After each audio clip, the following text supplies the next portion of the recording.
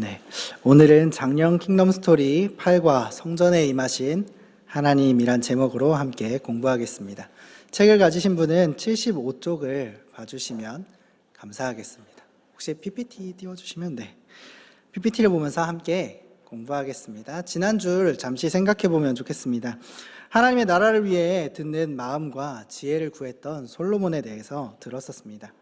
솔로몬은 하나님의 대리 통치자였기 때문에 진짜 통치자이신 하나님의 말씀을 들어야 했습니다. 그리고 백성이 억울하지 않도록 그 선악을 분별하는 지혜 또한 구했습니다. 하나님께서는 하나님 나라를 위해 기도하는 그 솔로몬의 기도를 들어주십니다. 하나님께서는 솔로몬의 재판을 통해서 다윗에게 약속하셨던 그 견고한 왕위, 영원히 견고하게 하시겠다는 그 왕위를 견고하게 하시겠다는 그 약속도 지켜주십니다. 하나님의 지혜를 본 백성들은 일제히 솔로몬을 따르고 백성의 수가 많아졌으며 그 나라가 부하게 되었습니다. 하나님께서 하나님 나라를 위해 이루신 결과입니다. 우리도 우리의 욕심으로 구하기보다 하나님 나라와 그 하나님 나라의 의를 위해서 기도하고 구해야 합니다. 그리고 주님의 나라를 위한 거룩을 구하고 또 그 거룩을 회복해야 합니다. 오늘 읽은 본문은 역대하 7장 11절에서 22절을 읽었지만 전체적인 내용은 역대하 2장부터 7장까지의 내용을 통해서 솔로몬의 성전 건축과 봉헌 그리고 하나님의 기도 응답에 대해서 또 살펴보겠습니다. 본문을 살피기에 앞서 오늘 말씀의 핵심을 함께 읽어보겠습니다. 함께 읽겠습니다. 하나님 나라는 성전에서 드린 기도를 통해 세워져 간다. 네, 오늘 본문은 솔로몬의 통치를 기록한 역대하 1장부터 9장까지의 내용 중에 가장 중요한 부분인 성전 건축에 대한 이야기입니다. 잠시 이 부분의 구조를 살펴보면요, 이렇게 되어 있는데 이 구조의 이름을 교차대칭 구조라고 합니다. 이 구조에서는 가운데 위치한 부분이 가장 중요한 것을 알 수 있는데요, 가운데에 성전 건축과 봉헌이 기록되어 있습니다. 여기서 더 주목할 것은 성전 건축보다 봉헌에 역대기 기자는 조금 더 많은 부분을 할애하고 있는 것을 보게 됩니다. 3장과 4장까지의 본문을 성전 건축에 대해서 썼다면 봉헌에 대해서 5장부터 7장까지 3장에 걸쳐서 기록하고 있습니다. 이것을 통해서 우리는 하나님께서 건물 성전이 아니라 성전의 의미를 더 중요하게 생각하신다는 것을 알 수가 있습니다. 교재로 돌아가서 첫 번째 성전 건축의 시작입니다. 다윗은 하나님께 성전을 지어드리고 싶었지만 하나님께서 그 다윗의 뜻을 막으셨습니다. 그 이유는 아직 이스라엘은 평화와 안식이 있는 때가 아니기 때문입니다. 여호와의 전쟁을 수행해야 하는 때였기 때문입니다. 하지만 다윗은 오랜 기간 성전 건축을 준비했습니다. 그리고 솔로몬도 성전 건축을 준비합니다. 짐꾼과 기술자와 감독들을 선발했습니다. 두로왕 후람에게도 사절을 보내서 건축 자재와 직조 기술자를 파견해달라고 도움을 요청합니다. 성전 건축의 이야기를 들은 후에 그 후람은 기꺼이 응답하는 것을 보게 됩니다. 이렇게 된 데는 하나님께서 하신 것을 알 수 있습니다. 그런데 후람이 굉장히 놀라운 고백을 합니다. 그 고백이 PPT에 나와 있는 역대하 2장 11절과 12절의 내용인데요, 함께 읽으면 좋겠습니다. 함께 읽겠습니다. 두로 왕 후람이 솔로몬에게 답장하여 이르되 여호와께서 자기 백성을 사랑하심으로 당신을 세워 그들의 왕을 삼으셨도다. 후람이 또 이르되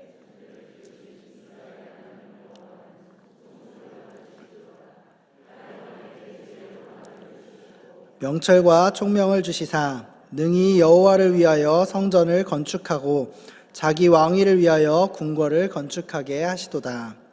우리가 읽은 말씀과 같이 후람은 하나님을 찬양하는 고백을 합니다. 그 찬양의 내용을 보면 여호와께서 자기 백성을 사랑하셔서 솔로몬을 왕으로 세우시고 다스리게 하셨다는 것입니다.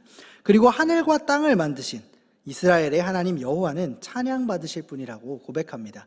하나님께서 천지를 창조하셨다는 것도 함께 고백하는 것입니다. 그리고 그 하나님께서 다윗 왕에게 지혜로운 아들 솔로몬을 주셨으며 여호와께 성전을 바치게 하셨고 솔로몬 왕국을 위해서도 왕궁을 짓게 하셨다라고 고백합니다. 후람은 하나님을 찬양하는 그 고백으로 성전을 짓는 그 프로젝트가 하나님의 뜻이라는 것을 분명하게 말하고 있습니다. 그리고 후람은 이방인 왕입니다. 이스라엘 사람이 아니라 이방인 왕임에도 불구하고 솔로몬이 왕으로 등극한 것이 하나님의 언약적인 사랑의 결과라는 것을 알고 있었습니다. 그리고 그렇게 고백합니다. 우리는 이 고백을 통해서 이방인이지만 하나님의 절대 주권을 고백하고 있는, 그리고 하나님의 거룩한 이름이 이방 나라를 통해서 고백되고 있다는 것을 알 수 있습니다. 하나님께서는 이스라엘을 택하실 때 제사장 나라로 택하셨습니다. 여기서 한 걸음 더 나아가서 성전 건축에 있어서 이방인의 왕이 참여했다는 것은 이스라엘이 실질적으로 제사장 나라로서의 그 사명을 수행하고 있다는 것을 알 수 있습니다. 다윗이 여호와의 전쟁을 마치고 솔로몬의 때에 평화의 안식이 일시적으로 주어졌습니다. 온전한 성취는 예수님을 통해서 올 것이지만 말입니다. 우리는 예수님 덕분에 그 영원한 하나님 나라의 도래를 또한 보게 될 것입니다. 여러분, 이스라엘의 하나님의 백성, 제사장 나라였다면 우리 또한 예수님 안에서 왕같은 제사장으로 택함을 받았습니다. 그렇다면 우리가 해야 할 일도 이스라엘과 같습니다. 아직 믿지 못하고 있는 그 사람들이 하나님을 고백하도록 하는 것입니다. 우리 교회의 항구적인 표어이자 예수님의 대위임령인 한 영혼을 제자 삼는 것입니다. 두로 왕 후람이 그랬던 것처럼 하나님의 이름을 찬양하며 그 사람들이 예수님을 믿도록 해야 하는 것입니다. 이렇게 될 때 세계 열방이 하나님께 나아와 하나님의 복, 그 큰 복을, 구원의 복을 얻게 될 것입니다. 우리가 받은 하나님 나라의 복, 그 구원의 복과 물질의 복, 그 외에도 여러 가지 복들을 우리만 갖는 게 아니라 세상으로 흘려보내는 일에 우리가 쓰임을 받아야 할 것입니다. 네, 문제를 함께 보도록 하겠습니다. 1-1번 문제입니다. 솔로몬 때의 성전 공사가 시작된 이유는 무엇이었습니까? 솔로몬이 후람에게 성전 건축을 위한 협력을 요청했을 때 후람은 어떻게 반응했을까요? 솔로몬 때에 시작된 이유는 1차적으로 다윗의 아들 때에 성전을 짓게 하신다는 하나님의 말씀 때문입니다. 그리고 솔로몬 때에 평화와 안식이 있었기 때문에 그렇습니다. 솔로몬이 성전을 건축하기에 협력하기를 후람에게 요청했을 때 후람은 기꺼이 응했습니다. 협력하기로 했으며 또 동시에 하나님을 찬양하는 그 고백을 하는 것을 보게 됩니다. 2번 문제입니다. 세상나라 왕이 하나님을 찬송한 것이 어떻게 느껴지십니까? 여러분들은 혹시 어떻게 느껴지시나요? 우리 교회는 세상에 하나님 나라의 복을 흘려보내기 위해 어떤 노력을 기울여야 할까요? 지금 우리가 살고 있는 이 시대는 기독교가 욕을 먹는 시대입니다. 그런 시대에서 봤을 때 이 이방인 후람의 고백은 좀 놀랍습니다. 하나님을 믿지 않는 사람이 하나님의 이름을, 그것도 언약의 근거에서 찬양하고 있으니 말입니다. 그리고 하나님께서 하신 창조부터의 일들을 찬양하고 있으니 얼마나 놀라운지 모릅니다. 그런데 우리 교회는 하나님 나라의 복을 세상에 흘려보내기 위해서 어떤 노력을 기울여야 할까요? 우리 교회 인근의 사람들과 우리가 살고 있는 집 인근의 이웃들을 돌아봐야 할 것입니다.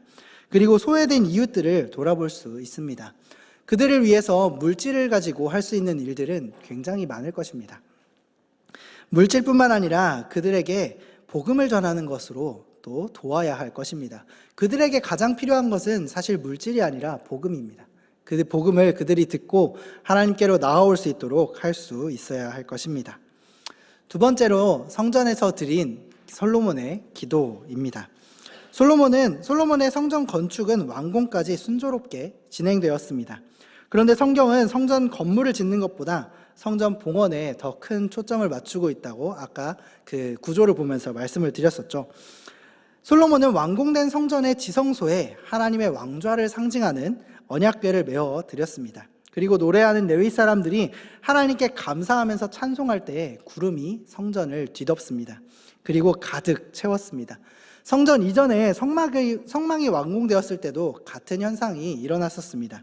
성막이 완공되고 나서 하나님의 영광이 임했고 그로 인해서 모세가 그 안으로 들어가지 못하게 됐던 사건이 있었습니다. 하나님께서는 성막에 계시면서 이스라엘과 함께 하셨고 이스라엘을 다스리셨습니다. 하나님께서 가고 서는 것에 따라 이스라엘은 가고 섰습니다. 그러나 이제는 하나님께서 성막이 아닌 성전에서 그 일을 수행하실 것입니다. 이스라엘의 인간 왕들은 다 이런 하나님의 대리인으로, 대리 통치자로 세워졌음을 잊지 않아야 했습니다. 솔로몬은 성전에 임하신 하나님의 영광을 보면서 이렇게 고백합니다.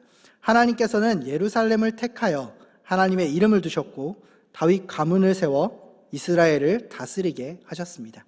그리고 성전 건축도 다윗의 때가 아닌 저의 때에 이루어지게 하셨습니다. 이어서 성전을 봉헌하며 기도하는데 크게 세 부분으로 이 기도의 내용을 나눌 수가 있습니다. 먼저 하나님께서 유일하시고 다윗 언약에 신실하신 하나님을 찬양하면서 그 기도를 시작합니다. 하나님은 사람과 같지 않으십니다. 사람은 약속을 어길 수 있지만 하나님께서는 약속에 신실하신 분이십니다. 솔로몬은 그 신실하신 하나님을 믿으면서 다윗에게 하신 언약, 그 왕위를 영원히 지키실 것과 왕이 하나님 앞에서 율법을 지키면 다윗 왕가가 지속되리라는 약속을 지켜주시기를 기도합니다. 두 번째는 중보의 기도입니다. 솔로몬은 하나님께 성전에서 드리는 그 백성의 기도를 들어주시기를 간구합니다. 하늘과 하늘들의 하늘이라도 하나님을 용납할 수는 없을 것입니다. 하나님이 그보다 엄청나게 무한히 크시기 때문입니다. 그러나 하나님께서는 그 이름을 성전에 두시겠다 하십니다.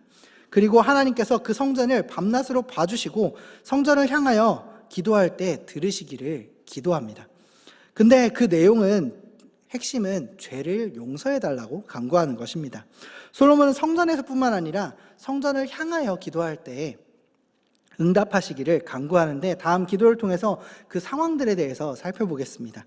세 번째는 그 상황 7가지입니다. 주로 언약의 저주라고 할 수 있는 신명기 28장 20절부터 나오는 그 불순종의 저주에 대한 내용들이 기록되어 있습니다. 그 고난의 상황에서 회개 기도할 때 들어주시기를 요청하는 것입니다.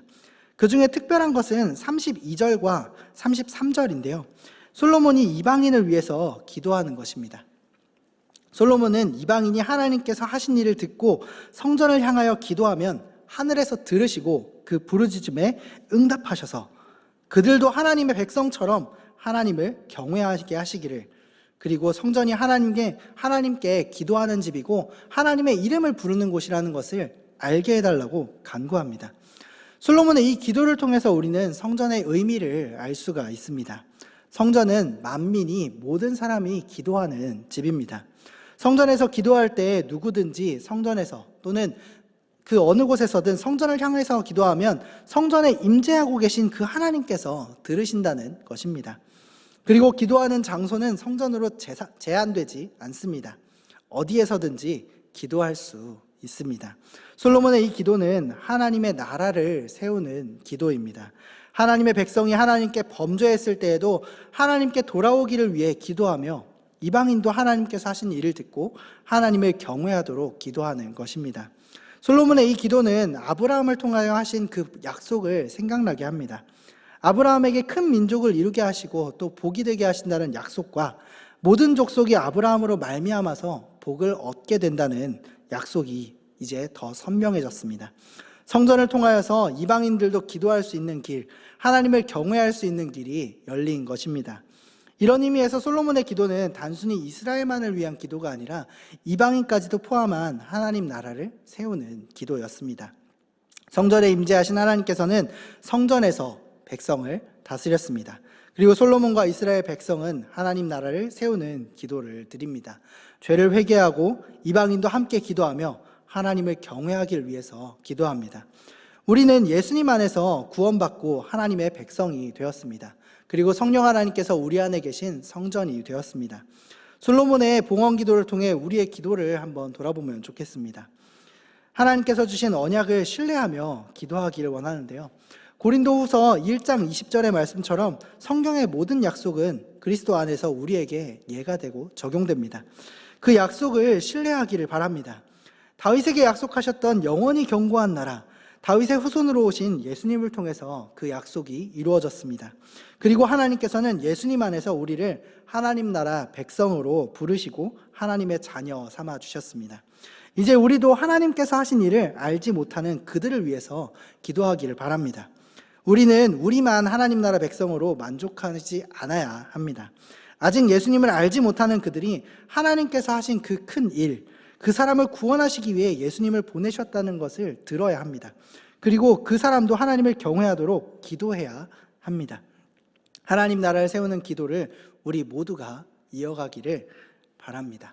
다음 문제를 함께 풀도록 하겠습니다. 2-1번입니다. 솔로몬의 기도에 담긴 내용을 간략하게 3가지로 정리해 보십시오. 첫 번째는 다윗에게 주신 약속을 지켜달라는 것이었고요. 그리고 둘째는 성전에서 기도할 때 응답해달라는 것. 그리고 마지막으로 셋째는 이스라엘이 징계 가운데 있을 때에도 기도하면 하나님께서 응답해 주시기를 기도하는 것입니다. 그리고 또한 특별히 이방인들도 하나님께서 하나님의 일하심을 듣고 기도하면 하나님을 경외할 수 있기를 위한 기도입니다. 두 번째 문제입니다. 솔로몬의 기도 중에 가장 인상적인 내용을 정해서 나눠보십시오. 내가 예수님을 통해 드리는 기도는 하나님 나라를 세우는 내용입니까? 기도 내용을 점검해 보십시오 라고 기록되어 있는데, 여러분 혹시 우리는 어떤 기도를 합니까? 우리의 기도가 주로 나와 내 문제 그리고 내 안위를 포함한 나 중심의 기도가 되지 않았나 돌아봅니다. 예수님께서 먼저 그의 나라와 그 의를 구하라 말씀하신 것처럼 하나님의 관심이 어디에 있는지 우리는 살펴야 할 것입니다. 하나님은 하나님의 백성 그리고 하나님의 백성이 될 사람들에게 향해 있습니다.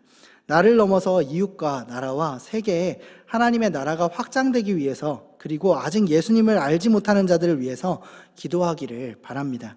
먹고 사는 것을 넘어서 하나님 나라를 꿈꾸며 기도하는 우리가 되기를 바랍니다. 하나님께서는 솔로몬의 기도를 기쁘게 들으시고 응답하셨습니다. 솔로몬의 기도가 끝나자 하늘에서 불이 내려와서 번제물과 제물을 태우고 하나님의 영광은 성전에 가득했습니다. 구약에서 하나님께 예배를 드릴 때 하나님께서 받으셨다는 표시로 하나님께서 불을 내리셔서 그 제물을 태우셨던 사건들을 여럿 볼 수 있습니다. 하나님께서는 솔로몬에게 찾아오셔서 구체적으로 그 기도에 대한 응답을 말씀해 주시는데요.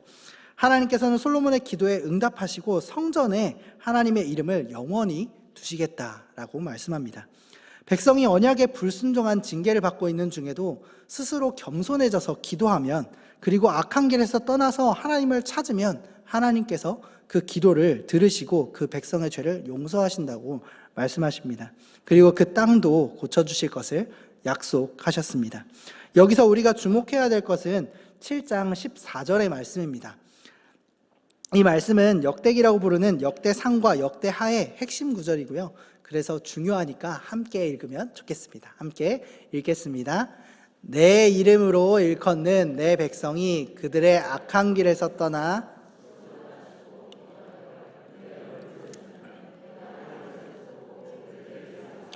그 땅을 고칠지라.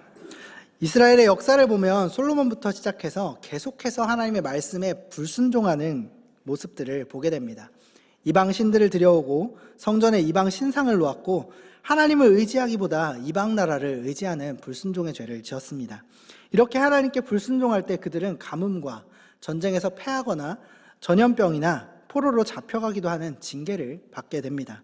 그때 스스로 낮추고 기도하고 하나님의 얼굴을 찾고 악한 길에서 떠날 때 하나님께서는 약속대로 그들에게 용서와 회복을 베풀어 주셨습니다. 그 예로 솔로몬의 아들 르호보암이 나라가 강해지니까 하나님의 율법을 버렸을 때 하나님께서는 애굽 왕 시삭을 들어 사용하셨습니다. 그때 하나님께 겸손하여져서 기도했고 하나님께서는 르호보암의 회개함을 보시고 또 진노를 거두신 일을 보게 됩니다.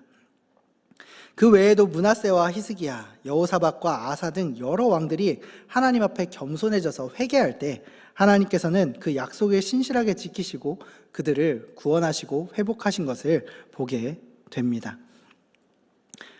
하나님께서는 약속에 신실하신 하나님이십니다. 그래서 그 약속을 꼭 이루십니다. 이처럼 이스라엘이 하나님의 나라로 든든히 서가는데 성전은 그 중심에 있었습니다. 성전에서 그들이 겸비하여서 또는 성전을 향하여 겸비하여 기도할 때 하나님께서는 그들의 기도를 들어주셨습니다. 하나님의 백성 이스라엘은 성전을 봉헌한 이후로도 계속해서 성전에서 하나님께 예배를 드렸어야 했습니다. 우리가 이미 알고 있고 조금 전에 말씀드린 것과 같이 이스라엘과 유다 왕들은 그렇지 못했습니다. 하나님을 떠나고 그로 인해 징계와 환난을 겪었습니다. 하지만 그 징계는 끝까지 이어지지는 않았습니다. 그들이 겸손히 성전으로 돌아와서 또는 성전을 향하여 기도할 때 하나님께서는 그들을 용서하시고 회복하시는 모습을 보게 됩니다. 그리고 그들은 그 경험을 가지고 있었습니다. 역대하 7장 14절의 약속은 우리에게도 동일하게 적용됩니다. 하지만 조금 다른 점은 건물 성전으로 우리에게 적용되진 않다는 것입니다. 성전에서 기도하거나 그 성전을 향하여 기도하지 않습니다. 건물 성전보다 완전하신 참 성전이신 예수님을 통해서 우리는 기도해야 합니다. 예수님께서는 우리에게 예수님의 이름으로 기도하게 하셨습니다. 그래서 우리가 예수님의 이름으로 죄를 고백하면 미쁘시고 의로우신 하나님께서는 우리를 모든 불의에서 깨끗하게 하실 것입니다. 혹 죄 가운데 있습니까? 그렇다면 하나님께 기도하기를 바랍니다. 우리가 겸손하여져서 낮아져서 회개하며 하나님께 기도할 때 하나님께서는 우리의 기도를 들으시고 응답해 주실 것입니다. 그리고 우리의 죄를 용서해 주십니다. 또 우리의 죄뿐만 아니라 우리가 짓지 않은 교회와 성도, 민족의 죄까지도 기도하기를 바랍니다. 그 죄를 우리의 죄로 여기면서 기도하는 하나님의 나라를 세우는 기도를 우리는 또 해야 합니다. 느헤미야가 자기 민족의 죄를 회개했던 것처럼 또 우리 교단의 믿음의 선배들이 신사참배의 죄를 회개했던 것처럼 우리도 회개의 범위를 나에서 더 넓은 범위로 확장해야 합니다. 세계가 지진과 전쟁과 가뭄으로 여러 가지 고난으로 고통 가운데 있을 때 우리는 그들을 위해서 또한 기도해야 할 것입니다. 하나님을 알지 못하는 사람들이 그들에게 있다면 그들도 우리와 같이 예수님을 믿고 하나님을 경외하기를 위해서 기도해야 합니다. 하나님의 관심, 먼저 그 나라와 그 의를 구하는 것을 기억하면서 하나님의 얼굴을 구하고 겸손히 기도하며 회개하는 우리가 되기를 바랍니다. 문제를 함께 보겠습니다. 솔로몬의 기도가 끝나자 어떤 일이 일어났습니까? 하나님은 솔로몬에게 나타나셔서 무슨 약속을 주셨고 그 약속은 어떻게 이어지고 있을까요? 하나님께서는 불을 내려서 재물을 태우심으로 응답하셨습니다. 그리고 솔로몬에게 나타나셔서 솔로몬이 요청한 대로 그 기도에 대한 응답을 하셨습니다. 성전을 통한 약속은 참된 성전이신 예수님을 통해서 이루어집니다. 그리고 지금도 여전히 이어지고 있습니다. 두 번째 문제를 풀겠습니다. 겸손히 하나님께로 돌이킬 때 하나님께서 들으시고 회복시키신다는 약속이 여러분에게 어떻게 다가옵니까? 겸손히 하나님께로 돌이키는 모습은 어떤 모습일까요? 자기 생각을 나눠보십시오. 네, 이 약속을 들을 때 저는 이제 신재원 수업 때 박영동 교수님이 하신 말씀이 좀 생각났습니다. 뭐라고 말씀하셨냐면 칭의의 매트릭스 위에 넘어지는 신자라는 말씀을 하셨는데요. 예수님께서 십자가에서 우리에게 주신 그 의가 우리에게 매트릭스가 되어서 우리는 넘어져도 아주 쓰러지지 않는다는 것입니다. 이스라엘은 하나님께서 선택하셔서 하나님의 백성이 되었습니다. 그들이 성전에서 또 성전을 향하여 겸손함으로 회개하며 기도할 때 하나님께서는 그 기도를 들으신다고 약속하셨습니다. 그리고 하나님은 그 약속을 지키시고 그들을 회복시키십니다. 앞서 말씀드린 것처럼 우리도 예수님 안에서 하나님의 백성이 되었습니다. 그리고 성령 하나님께서 계신 성전이 되었습니다. 건물 성전이 아니라 참 성전이신 예수님께서는 우리에게 예수님의 이름으로 기도하게 하셨습니다. 그래서 우리는 예수님의 이름으로 죄를 고백하면 미쁘시고 의로우신 그 하나님께서 우리를 모든 불의에서 깨끗하게 하실 것입니다.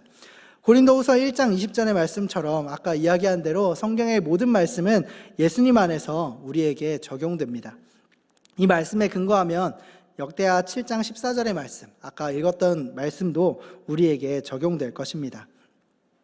우리가 겸손히 낮아져서 회개하고 하나님께 기도할 때 하나님께서는 우리의 기도를 들으시고 또한 응답해 주실 것입니다. 그리고 우리의 죄를 용서해 주십니다. 하나님께로 돌이키고 회개한 사람의 모습은 어떤 모습일까요?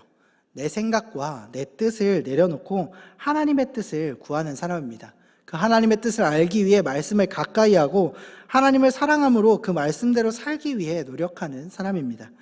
하나님은 예배를 통해 영광을 받으십니다. 그리고 우리에게 말씀을 통해 하나님의 뜻을 알게 하시고 하나님 나라를 세우는 기도를 하게 하십니다.